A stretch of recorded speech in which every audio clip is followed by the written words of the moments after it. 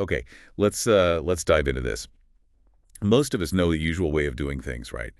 Take stuff, make stuff, use it up, throw it out. The linear model, yeah. Straight line to the landfill, pretty much. Exactly. But the source material we're looking at today, it paints a totally different picture. It's all about this idea of a circular economy. Mm-hmm. Keeping resources, materials, everything in play for as long as humanly possible, looping them back around. Not just ditching them. And what's interesting, the source doesn't just talk vaguely about recycling. It really gets into the weeds, focusing on two key concepts: value networks and circular ecosystems. Right. And it's just, these are kind of fundamental to actually building that circular future. They're interconnected. Yeah, so our job in this deep dive is to sort of cut through some of the maybe more academic language in the source material. Mhm. We want to figure out what these terms really mean, practically. And why they matter. Why the source presents them as such a crucial shift away from that old take, make, dispose approach. It's all about collaboration, isn't it?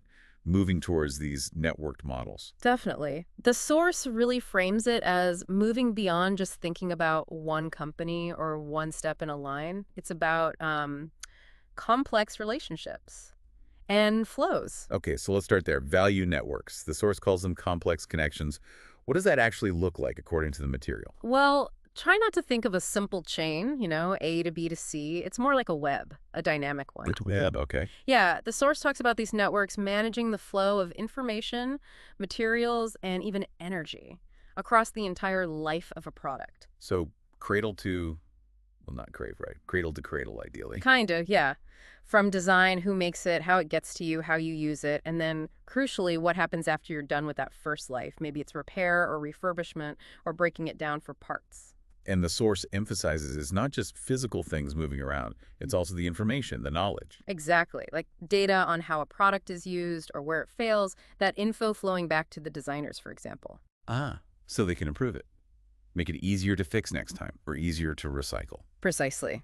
The source really highlights that feedback loop. It's key for innovation within that network. It's about seeing everyone involved, designers, manufacturers, users, recyclers, as part of one connected system, sharing stuff, working together. Okay, that makes sense for value networks, the flows, the connections around a product's journey.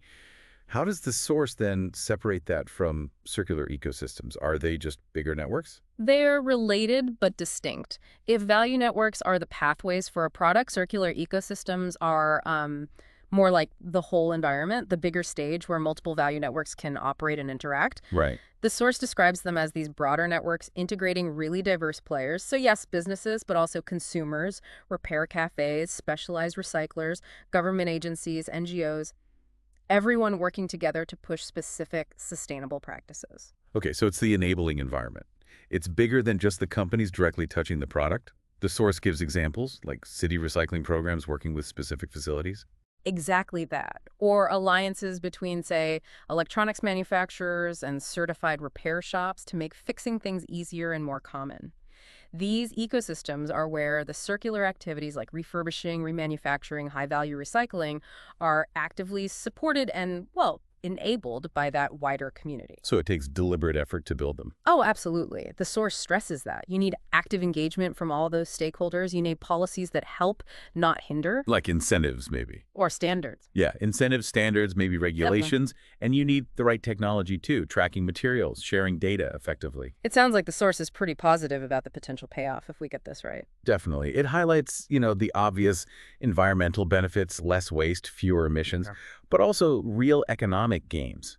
New business models, local jobs in repair, remanufacturing. Resource efficiency saves money too, I imagine. Big time. And it mentions social value as well, stronger local economies, maybe more community involvement. But here's the catch. Maybe.